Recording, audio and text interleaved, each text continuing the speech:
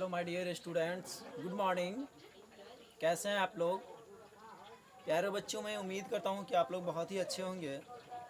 तो आज की क्लास में मैं आप लोगों के बीच आया हूं क्लास 8 का न्यू बुक एनसीईआरटी मैथ लेकर के।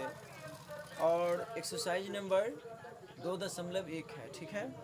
तो चलिए आप लोगों का समय को ना बर्बाद करते हुए और आज की क्लास को हम स्टार्ट करते हैं, ठीक है।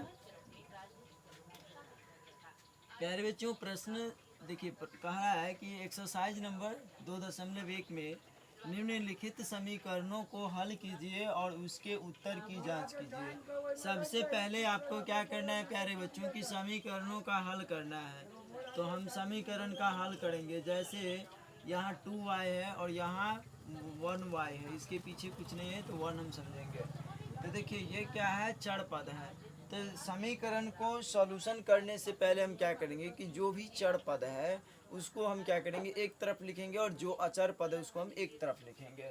तो यहाँ पे चर पद ये है और चर पद ये भी है और चर पद ये भी है, दोनों चर पद है। तो इन दोनों को एक साथ लिखेंगे। जैसे सबसे पहले 2y लिखेंगे और इसके बाद ये बराबर के इस तरफ ये y है तो इधर आ जाएगा। तो देखिए इसके पीछे माइनस है ना, तो इधर आ जाए बराबर। देखिए इसके पीछे माइनस है और बराबर के जब इधर आ जाएगा तो क्या हो जाएगा, प्लस हो जाएगा, ठीक है। और ये y का y उतर जाएगा। अब हम क्या करेंगे, बराबर के इस तरफ अचर पद को लिखेंगे। तो बराबर के इस तरफ जो है अचर पद क्या है, 26/3 है। तो 26/3 लिखेंगे और उसके बाद इधर प्लस ये 5/3 है। तो इधर हम लाएंगे तो क्या हो जाएगा, -5/3 हो जाएगा। अब हम क्या करेंगे, इस 2y और 1y को जब जोड़ेंगे तो कितना होगा, 3y होगा बराबर। अब देखिए यहाँ जो है 26/3 और यहाँ 5/3, तो ये दोनों जो है एक प्रकार का भिन्न का आपको देखने से घटाव नज़र आता होगा। तो हम क्या करेंगे, इस दोनों का हम एलसीएम करेंगे, यानी 3 और 3 का एलसीएम करेंगे तो 3 होगा। 3 को कितना बार पढ़ेंगे, जो 3 होगा एक बार। तो जब इसको एक बार पढ़े तो इसके ऊपर वाले को भी एक बार पढ़ेंगे तो कितना होगा, 26 होगा। कितना होगा बच्चों, 26 हो जाएगा। उसके बाद यहाँ माइनस है तो माइनस देंगे। और 3 को जब एक बार पढ़े तो 3, तो 5 को एक बार पढ़े तो 5। अब हम देख रहे हैं कि यहाँ 3y बराबर 26 में से 5 कटेगा तो 21 और बट्टे 3। अगर आप इसको काटना चाहते हैं तो यहाँ पर भी काट सकते हैं। तो कैसे कटेगा, 3 एकम 3, 3 सते 21। यानी फाइनली जो है 3y बराबर ये 7, बट्टा में 1 लिखिए या ना लिखिए कोई फर्क नहीं पड़ता है। अब हम क्या करेंगे कि y बराबर ये 7 और बट्टे में ये वाले 3 आ गया, ठीक है। यानी y का जो वैल्यू है वो हमें कितना आया, 7/3 आ गया। अब ये तो हुआ सिर्फ समीकरण का हल हो गया ना। अब हमको कह रहा है कि और उसके उत्तर की जांच करें। तो इसकी उत्तर को जांच करना है इस समीकरण में रख करके, यानी इस y का वैल्यू को इस समीकरण में रख के हमको चेक करना है प्यारे बच्चों कि लेफ्ट और राइट दोनों तरफ क्या है, यानी दायां पक्ष और बायां पक्ष बराबर है या नहीं है, ठीक है। अब हम क्या करेंगे, यहाँ 2y है तो 2 और y के जगह पर कितना है, देखिए यहाँ y है तो y के जगह पर ये 7/3 है। तो हम यहाँ पे 7/3 लिख देंगे। इसके बाद हम क्या करेंगे, यहाँ प्लस है तो हम प्लस का साइन दे देंगे, और ये 5/3 है तो हम 5/3 लिख देंगे। फिर हम बराबर का साइन देंगे, ये 26/3 है तो 26/3 लिखेंगे, और माइनस है तो माइनस दे देंगे। और यहाँ y है तो y के जगह पर ये y के जगह पर कितना है, 7/3, तो हम लिखेंगे 7/3। अब हम एक चीज़ देख रहे हैं प्यारे बच्चों कि ये दोनों जो है कोने कानी एक दूसरे के साथ विभाजित नहीं होगा। तो हम क्या करेंगे, ऊपर वाले को ऊपर के साथ गुना, नीचे वाले को नीचे के साथ गुना। तो नीचे में कुछ नहीं तो 1 है, तो 2 को 7 बार पढ़े तो 2 सते 14, और 1 को 3 बार पढ़े तो 3। फिर यहाँ प्लस, उसके बाद 5/3 बराबर ये 26/3 है और ये 7/3 है। तो इसको एलसीएम हम करेंगे, क्या करेंगे, 3 3 का एलसीएम 3 हुआ। तो 3 को कितना बार पढ़े, जो 3 एक बार, तो 26 को एक बार पढ़े तो 26। माइनस है तो माइनस, 3 को एक बार पढ़े तो 3 ना, इस 3 को एक बार पढ़े तो 3, तो 7 को एक बार पढ़ेंगे तो 7 हो जाएगा। अब हम देख रहे हैं इस 3 3 का एलसीएम 3 हो गया। तो यहाँ पे अब हम क्या करेंगे कि 3 को एक बार पढ़े तो 3, तो 14 को एक बार पढ़ेंगे तो 14, प्लस 3 को एक बार पढ़े तो 3, तो 5 को एक बार पढ़ेंगे तो 5। अब हम देख रहे हैं कि 21 में से 7 घटेगा तो कितना बचेगा, 19 और बट्टे 3। अब यहाँ देख रहे हैं कि 14 और 5 को जोड़े तो 19 और बट्टे 3। यानी कि 19/3। हम देख रहे हैं कि लेफ्ट हैंड साइड यानी कि ये जो बायां पक्ष है वो दायां पक्ष के बराबर है। यानी कि हम कहेंगे कि लेफ्ट हैंड साइड बराबर क्या है, राइट हैंड साइड। ये हमें प्रूव हो गया कि लेफ्ट हैंड साइड बराबर राइट हैंड साइड जो है वो आंसर आ गया। ठीक है, बराबर आ गया। अब हमें इसी प्रकार से समीकरण 10वां को जो है सॉल्यूशन करना है।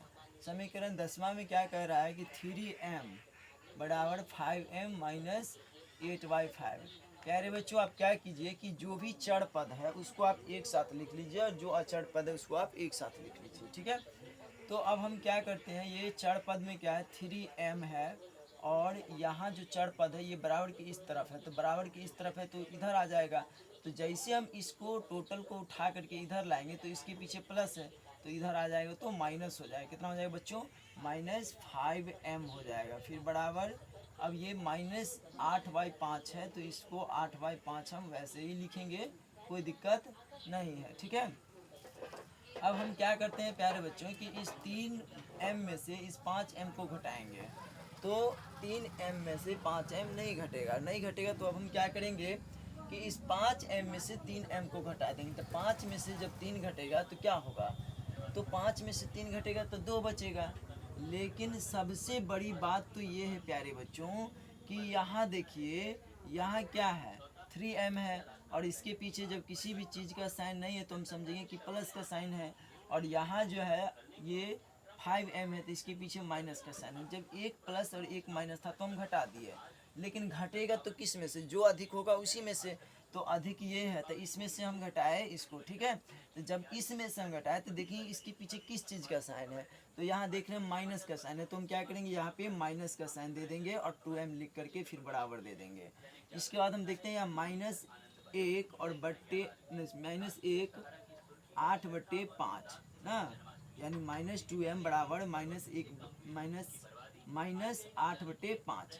अब हम क्या करेंगे कि इधर भी माइनस और इधर भी माइनस, तो माइनस से माइनस को हम कैंसिल कर दिए, बचा कितना 2m बराबर 8/5। अब इसके बट्टा में कुछ नहीं है तो हम क्या करेंगे 1 रख लेंगे अपना मन से। ठीक है, अब हम क्या करेंगे, यह एक प्रकार का समीकरण हो गया तो इसको हम कोने कानी गुना कर देंगे। 2m को 5 बार पढ़ेंगे तो 2 पंचे 10m और यहाँ पे बराबर के साइन है तो हम बराबर के साइन दे देंगे। और इसके बाद हम क्या करेंगे, 1 को 8 बार पढ़ेंगे तो 8 हो गया। यानी अब हम लिख सकते हैं कि ये जो चर है, हम चाहते हैं कि चर वैल्यू जो है इधर होना चाहिए और अचर वैल्यू जो है बराबर के उस तरफ होना चाहिए।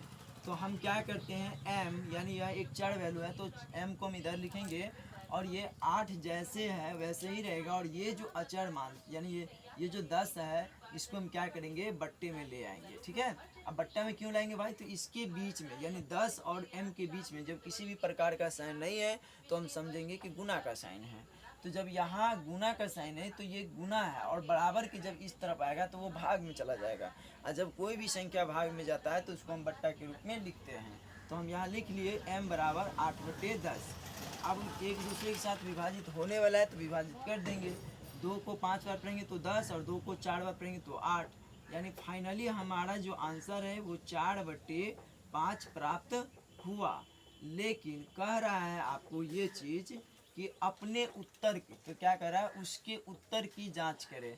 अब ये जो m का मान आपको 4/5 आया, इसको आप क्या कीजिए इस समीकरण में रख करके चेक कर लीजिए कि दोनों पक्ष यानी दायां पक्ष और बायां पक्ष जो है वो बराबर आया या नहीं आया।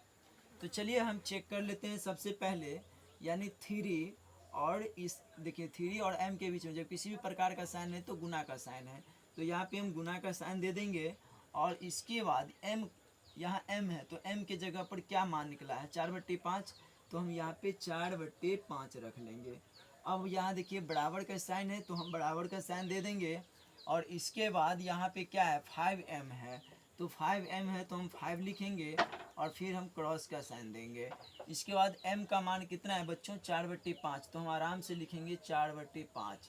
ठीक है, इसके बाद यहाँ माइनस है तो हम माइनस दे देंगे और ये जो 8/5 है उसको हम लिख देंगे 8/5। अब हम देख रहे हैं एक दूसरे के साथ ये विभाजित नहीं हो रहा है, जब कोने कानी एक दूसरे के साथ विभाजित नहीं होता हम गुना कर देंगे। 3 को 4 बार पढ़ेंगे तो 3 चौका 12, और अब इसके नीचे में तो कुछ नहीं था, हम अपने मन से 1 रखेंगे, तो 1 को 5 बार पढ़ेंगे तो 5। अब बराबर लिखेंगे। अब इस 5 से इस 5 को कैंसिल कर दिए, तो बचा क्या चीज़ बच्चों, ये 4 और इसके बट्टे में नहीं कुछ है तो 1 है। अब माइनस ये 8 और बट्टे में 5। अब हम करेंगे क्या, 12 जैसे वैसे ही रहेगा और बराबर 1 और 5 का जब एलसीएम हम करेंगे तो कितना हो जाएगा, 5 हो जाएगा। 1 को 5 बार पढ़े तो 5, तो 4 को 5 बार पढ़ेंगे तो 4 पंचे 20, और 5 को 1 बार पढ़े तो 5, तो 8 को 5 बार 8, देखिए 5 को 1 बार पढ़े तो 5 हुआ, तो 8 को 1 बार पढ़ेंगे तो 8 हो गया। हमें प्राप्त क्या हुआ कि ये 12 और बट्टे 5 बराबर, ये 20 में से 8 गया तो कितना बचा, 12 और बट्टे 5।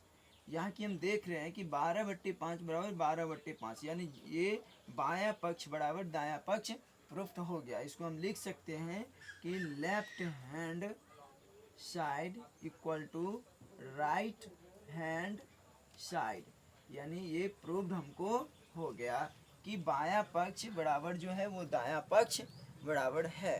तो प्यारे बच्चों, इससे पिछला प्रश्न जो है यानी 1 से लेकर के 8 तक मैं इससे पिछले क्लास में वीडियो में दे चुका हूं, और आज की क्लास में मैं आप लोगों के बीच यानी प्रश्न संख्या 9वां और प्रश्न संख्या 10वां का सॉल्यूशन आप लोगों को बताए।